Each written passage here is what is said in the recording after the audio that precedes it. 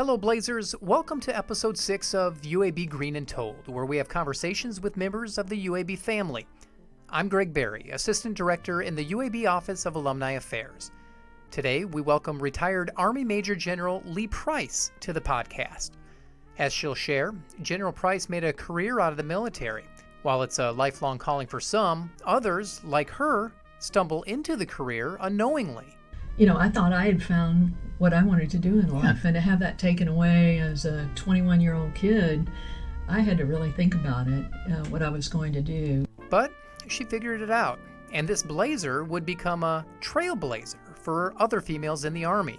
And then when you have those opportunities where you could benefit other women coming behind you, candidly, I told people it's not as easy as it looks. Along the way, she'll explain how her military career played out and how much responsibility she would have. Or as my brother said, is that, I'm sorry, but it's just really gotten to where your responsibilities just scare the hell out of me. And I said, well, I hate to tell you, but they scare the hell out of me too.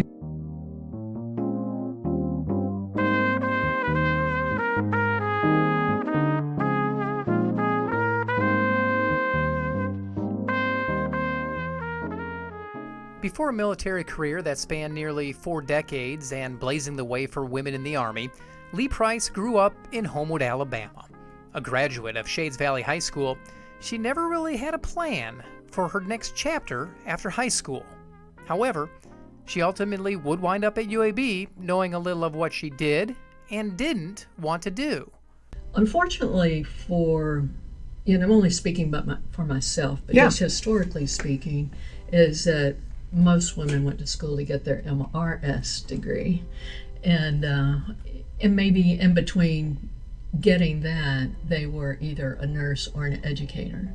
And I did not have my eyes set on any of that. So coming to UAB, I did not know what I wanted to do, and I never had to study in high school. I typically did tend to get things the first time through, and so if the teacher was hitting it the third time, my mind's on something else by then. And so when I came to UAB the first 2 years, I really had to learn to study because I could tell that was above the level that I knew. When I was here in school, I took some psychology. I started in that, and then I decided I didn't like psychology. I started in sociology, and I took a criminal justice class. Mm-hmm. But in the sociology class, there were 2 Georges that really made a difference in my life, and one of them was a sociology professor, and his name's George Reinhardt. He was a Lehigh graduate, and he was maybe 10, 15 years older than I was, and he was just a really hip, cool teacher when he would come in, but he taught statistics, and math was my thing. Girls were not really told to be smart in math, so I really did not emphasize that part of going through high school, anything with math. And he grabbed me one day and he told me that he was going to work me really hard, and I was not going to get any credit for it, but I was going to appreciate it in the end. And, I guess at that time I was 19, 20 years old, and I thought, what? Yeah. So he did, and he taught me to problem solve, because we did all kinds of statistics, how to play craps. Now that's fun as a kid to learn how to play craps, and, what's the probability of, if you have 3 letters on a tag and 3 numbers, how many permutations do you have of numbers that you can give out? And then he really helped me order my mind just in terms of being able to solve problems, and not just math problems, but real problems. And I tell you, one of the greatest delights for me was after I made 2-star general, I started thinking, well, we have this internet now, so I'm just going to find this guy. And he was working as a consultant for the National Security Agency. No kidding. In Maryland, and I'm stationed in Maryland. And so I reached out, and reminded him who I was, because I'd been down to see him quite a few times when I would come home, but just to let him know that he made a difference in my life. And the other one was the head of the criminal justice program, and his name was George Falcons. His was pretty much the same way, but we did a lot of pre-law, so you had to do case reviews the same way that law students do case reviews. Well, that's pretty close to how we start with basic problem solving in the military. And, what are the criteria? And the criteria in this case for pre-law is law. Yeah. But for us, we have other criteria, but everything else that you line up, why are you doing what you're doing, was still what he worked on. So I valued both of those greatly. Now, years after graduating from UAB, Lee has a chance to look back at her college days and is in awe of the faculty she was able to enjoy. I never really thought about it too much when I went through school, as an undergraduate. But when I started my first graduate degree, I went to the University of Arizona, learning how the depth of the quality of the professors that we had at UAB. Not to take anything away from the University of Arizona, but I audited and sat into some of the undergraduate classes. But at the undergraduate level, I sat there and I looked and I thought, wow, I had a fabulous undergraduate degree. That the professors were all wonderful compared to what I was experiencing with those classes. Yeah. And since I was 12 years removed, the classes should have made more sense to me. I don't have anything but just accolades for all of the professors I had at UAB. When you were at UAB, you came in undeclared. You didn't know what you were going to do for a living. No. When you grew up, you weren't sure. Ultimately, you decide, I want to be a cop. Yep. Talk a little bit about that and what happened there, because you didn't go that route. Oh, yeah. So, and that was a heartbreak, really. But I didn't want to be a nurse, but I always liked helping people. Yeah. But being a nurse just wasn't going to be it. I'm not, that's a little bit too contained for me in terms of, working in a hospital or doing other things. I've always been athletic. And when I took the criminal justice classes, we had cops, because the focus was for them, in terms of professionalizing their own force, was for them to have college degrees. And we had people that weren't that much older than I was that were working undercover, so they looked pretty much like I looked, as a student. And then you had FBI was there. They were working on classes, which I didn't even know you could be an FBI agent without a college degree, but we did have FBI agents that were there. And it really gave me a sense and a purpose to think that, this is really something I could do, because I'm very physical. I've always been physical, that I'm the only one in my family. I think my mother just politely told me one day I had way too much energy, so she just let me burn off all that energy playing every sport that they had. But at any rate, when I graduated, I took the police officer exam, and I really knocked it out of the ballpark. And I got invited back to do the psychological testing, which is a hoot if you ever had a chance to take it. But anyway, I did so well on that they were. The hardest thing for me at that point was they had a single standard on height weight. Yeah. So I was just barely tall enough, and I really had to, as one guy said, eat a whole lot of bananas before you come in. So I am not so crazy about bananas to this day, but I made the weight right on it. And I'm not sure, maybe one of their foot, maybe somebody put a foot on the weight scale for me. But anyway, I made that weight. Then it came down to meeting with a police chief, and they decided, I hadn't even gone through a physical, I think it was self-declared, but that my vision was too poor for the police force. I couldn't see things far away, but far away from me started at the end of my nose. Got it. But I was wearing contact lenses. And anyway, it was I thought I had found what I wanted to do in life. Yeah. And to have that taken away as a 21-year-old kid, I had to really think about it, what I was going to do.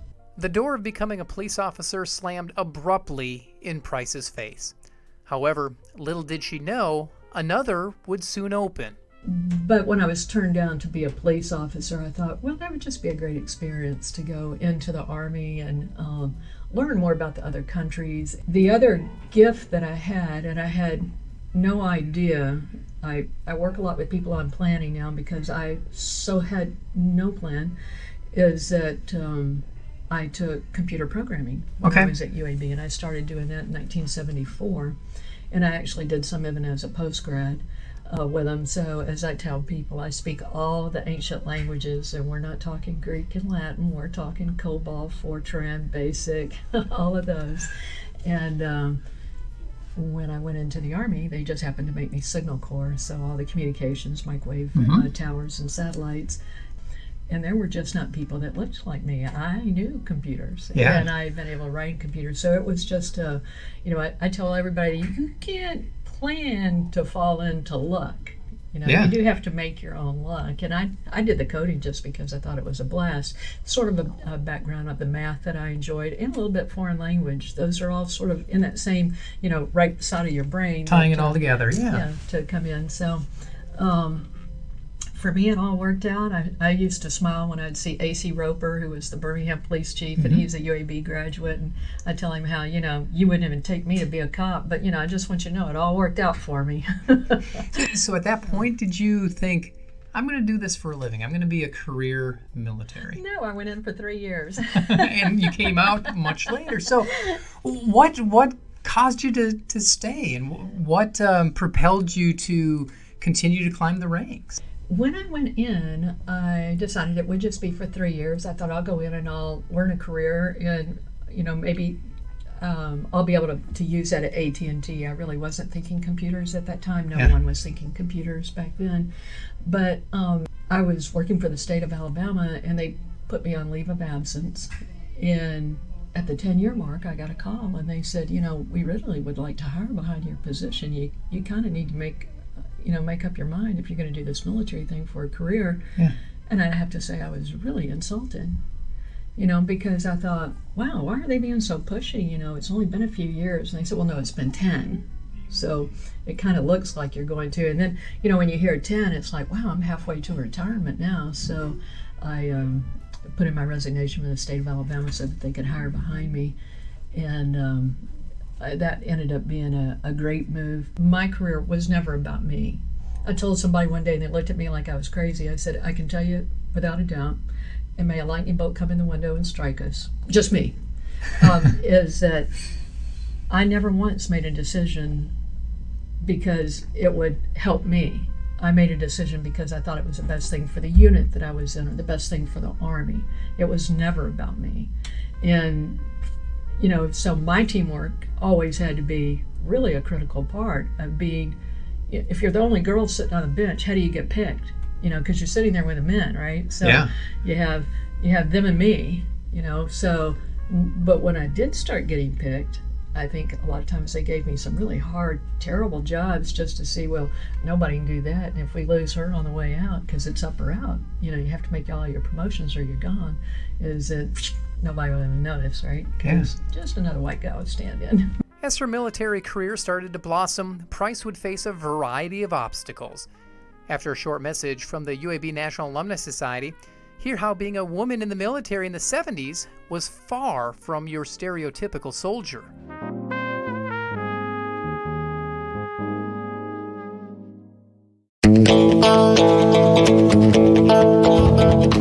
Just a friendly howdy, y'all, to our alumni in Dallas and Houston.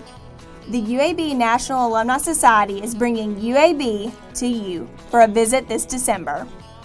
Join us at El Phoenix in downtown Dallas on Tuesday, December 3rd, 2019, and hear Dr. Christy Lamack speak on the future of healthcare leadership. Dr. Lamack is chair of UAB's Department of Health Services Administration. Then, on Wednesday, December 4th, 2019, Dr. Patrick Murphy will present Building an Entrepreneurial Ecosystem at Seasons 52 at Houston City Center. Both regional events will feature networking and hors d'oeuvres. RSVP for Dallas at alumni.uab.edu/Dallas and Houston at alumni.uab.edu/Houston. Be sure to let us know you're coming before it's time to put the chairs on the wagon.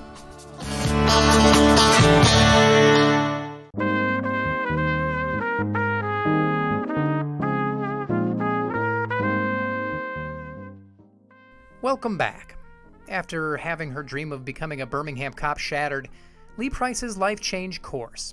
Now in the military, Price didn't exactly measure up to her male counterparts. Literally. Oh yes, I have pictures where that I showed people, and it wasn't that they were 6 feet. They were like 6'4". They were just, freaks of nature. As I would always tell people, is that one of us is actually a standard size soldier. Me, not them. But you're right, when people say a soldier, they're not thinking of me. And in fairness, when you're young, you also don't have a resume that follows you. Some men do, because they come out as a West Point, and a lot of them are legacy West Point graduates, so it's in the family. And, the way that people would naturally look at folks is that, oh yeah, if I can get a West Point officer, I'm going to take them, then I'm going to take an ROTC, then I'm going to take the officer candidate school, which was me. Okay. And being a woman, bam, bam, how far down to the bottom can you fall? But after I really learned that I was just as good as any guy, I think that's when the competition really came out, is to say that I'm not going to take it easy on these guys anymore, and and just in terms of peer relationships and stuff. I know everybody talks about, it must have been awful being a woman back then. I'm not ever going to say that it was awful. I certainly had my share of unwanted advances, touches, comments, but it was just different. Yeah. And I think it would have been different sitting in an office environment as well. In the Army, you were kind of a trailblazer. Yep. Of sorts. And it kind of ties UAB Blazers with that. Okay. You were the first female in the Army Acquisition Corps nominated to the rank of Brigadier General. Yeah. You were also the first female program executive officer, and you attained that in 2009. So, I mean, you were blazing trails for women behind you. Yeah, so, I already mentioned that there becomes a point when you realize it's not about yourself. And, even though I never I tried to always make decisions that would benefit the unit. And then when you have those opportunities where you could benefit other women coming behind you, candidly, I told people it's not as easy as it looks, to an outsider, because everybody gets so excited in the moment of being first. And the pressure that you have on you is that if you mess it up, it's just not you. Mm-hmm. You're messing it up for other women that might want to do that behind you. But I embraced that role, and I took it seriously, and I was willing to put in the number of hours that I needed to do it well. Because my dad always taught us is that if a job worth doing is worth doing correctly.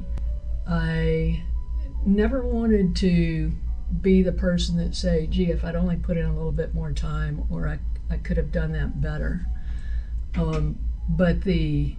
But it is really special. In 2011, Price would be nominated to become a Major General in the U.S. Army by President Barack Obama. Not bad for a girl from Homewood, Alabama, who wasn't even sure if she'd spend a career in the military. When you make the first one, it's really, really special. And one thing that I learned when I was waiting to be promoted, we all have to go to training, and and then they tell you, I'm sure that the West Point Legacy folks, that they all knew, but the number of general officers is actually in law. And in order to get promoted to general officer, one has to retire. And the number for when I was became a one-star was 287, and I think it's down to 247 now.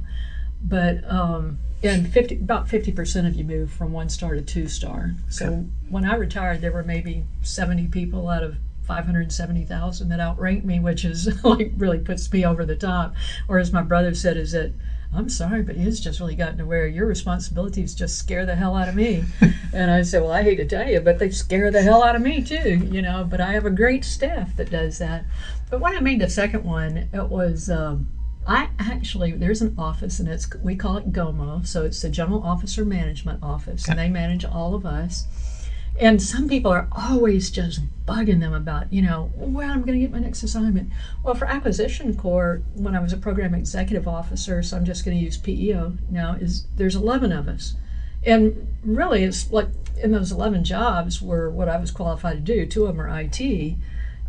But a general officer, people don't think about this, really does mean general as in non-specific. So, you could go run the Sexual Harassment Prevention Office.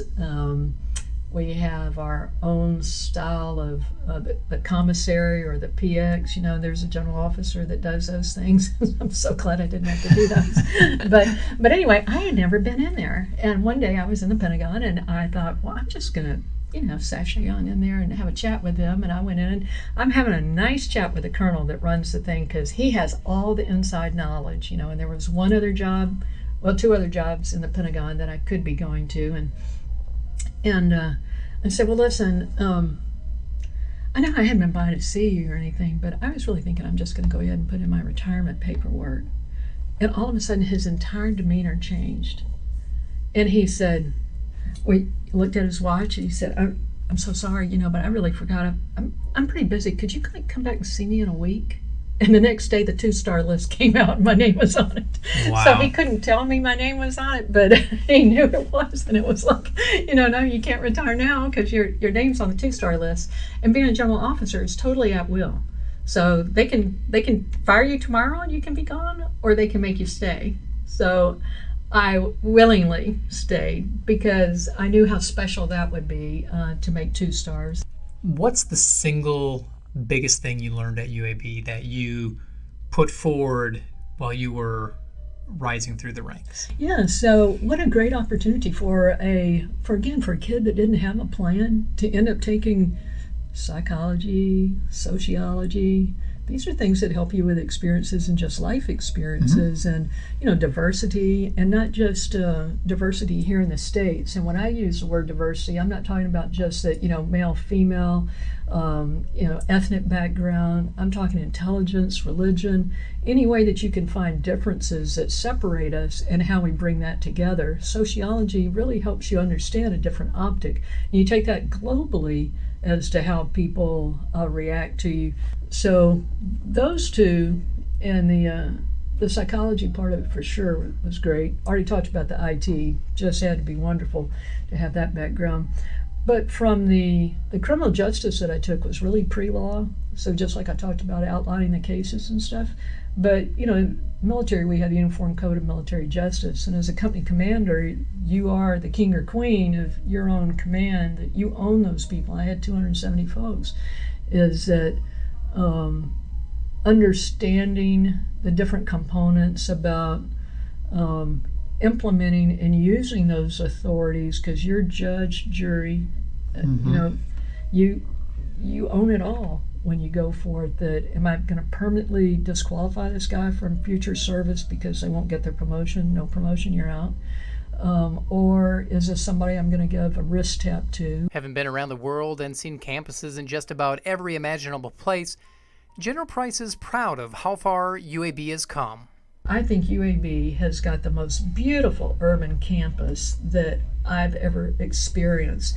It was certainly not that way when I first came. It was all about Ullman Bell and having to take the Yellowbird, is that right, bus over, and they never came when you needed them. It seemed like there was a lot of rain whenever you needed to get on them. But the experience now coming back, I think that you attach the growth of UAB, the professionalism at UAB, the professors that I talked about UAB, is that it has built on its excellence. And UAB is known for its excellence. I always had a solid medical school when I was here, but look at where it is now, and also the research. So for me, I take great pride in saying that my undergraduate degree is from UAB.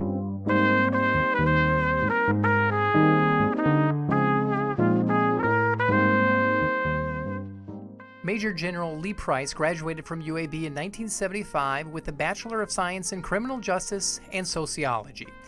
From a little girl growing up in the shadows of Birmingham to a 2-star general who broke barriers in the U.S. Army, Price has come a long way. But circling back to UAB, just what does it mean to be a Blazer? The diversity that we have from the mix of students that are here, that and also internationally, that people want to come to UAB. If you want to learn more about General Price or hear more UAB Green and Told episodes, check out our podcast page at alumni.uab.edu/greenandtold. Be sure to subscribe to our podcast or leave a review of today's show. You can reach me at greenandtold@uab.edu. You can also find us on Facebook and Twitter at UAB Alumni and Instagram at UAB_alumni. Just mention us with hashtag Green and Told. Thanks for listening, and until next time, go Blazers.